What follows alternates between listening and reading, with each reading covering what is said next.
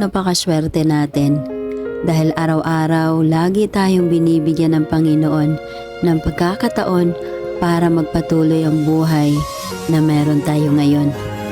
Dahil hindi natin alam ang panahon, ang daming nawawala na lang bigla na hindi natin inaasahan.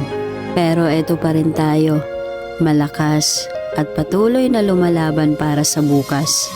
Kaya ugaliin natin na magpapasalamat sa araw-araw dahil kung hindi dahil sa Kanya, wala tayong talino't lakas para malampasan lahat ng hirap at sakit na ating dinadanas.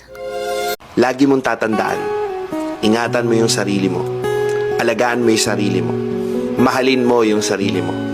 Dahil pag yan napagod, lahat ng meron ka ngayon, pwedeng mawala sa isang iglap. Kaya prioritize your